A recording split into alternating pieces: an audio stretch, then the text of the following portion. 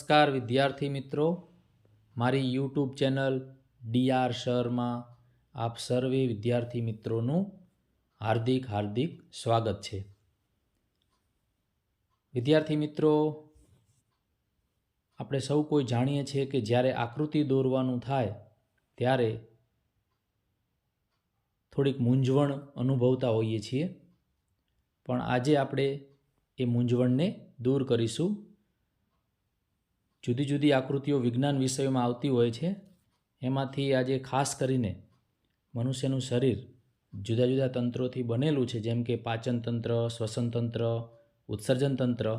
તો એમાંથી આપણે આજે ઉત્સર્જન તંત્રનો અભ્યાસ કરીશું। એકદમ શોર્ટ ટ્રીકથી કેવી રીતે ઉત્સર્જન તંત્ર દોરી શકાય એ આજે તમારી સમક્ષ રજૂ કરું છું। તો સૌ પ્રથમ ઊભી 3 લાઈનો પહેલાં આપણે દોરીશું, એની નીચે બરાબર બીજી 3 લાઈનો એને સમાંતર દોરીશું। એકદમ સહેલી આકૃતિ છે મિત્રો, ધ્યાન રાખજો। પછી ઉપરથી આપણે આ રીતે બંધ ગાળો રચીશું। તમે પણ સાથે પેન પેન્સિલ લઈને પ્રેક્ટિસ કરો તો ખૂબ જ જલ્દીથી આવડી જશે। વચ્ચેની જે લાઈન છે એને આપણે જોડી દઈએ, ત્યારબાદ નીચેની તરફ આવી રીતે જે લાઈન છે એને ખેંચીશું।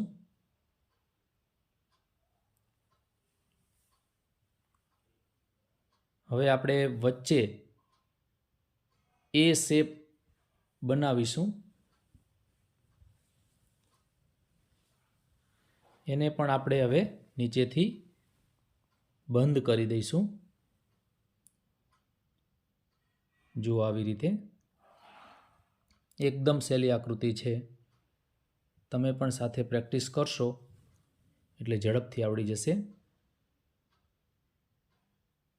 હવે આપણે મૂત્રપિંડ દોરવાનું છે। વાલ જેવો આકાર છે મૂત્રપિંડનો,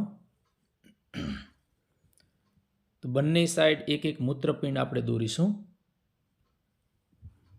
ત્યારબાદ એ મૂત્રપિંડને વધુ આકર્ષક બનાવવા માટે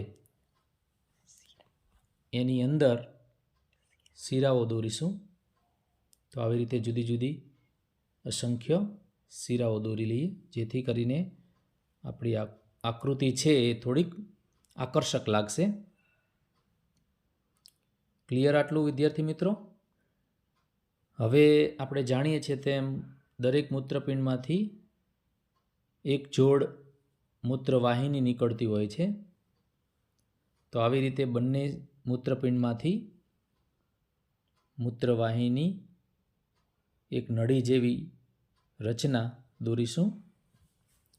ત્યારબાદ મૂત્રાશય આપણે દોરીશું, જે કોથળી જેવી રચના છે તે।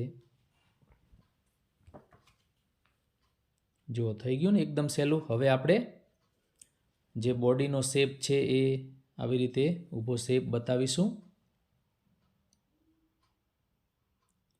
એકદમ સહેલી આકૃતિ, સહેલી રીતે, ખૂબ જ શોર્ટ ટ્રીકથી। હવે એને આપણે નામ આપી દઈએ। સૌથી પહેલાં મહાધમની,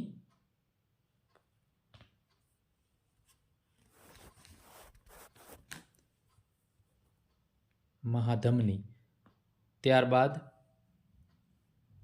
મૂત્રપિંડ,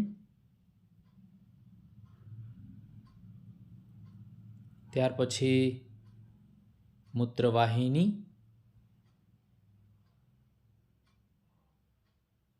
જે લાંબી નળી જેવી રચના છે એ મૂત્રવાહિની, ત્યારબાદ જ્યાં મૂત્ર એકત્રિત થાય છે એ કોથળી જેવો જે ભાગ છે એ મૂત્રાશય, અને જ્યાંથી મૂત્રનો નિકાલ કરવામાં આવે છે તે મૂત્રમાર્ગ।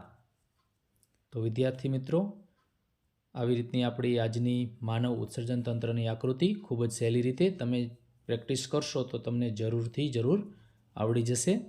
જો તમને આ મારો વિડીયો ગમ્યો હોય તો લાઈક કરજો, શેર કરજો અને સબસ્ક્રાઈબ કરજો। Thank you.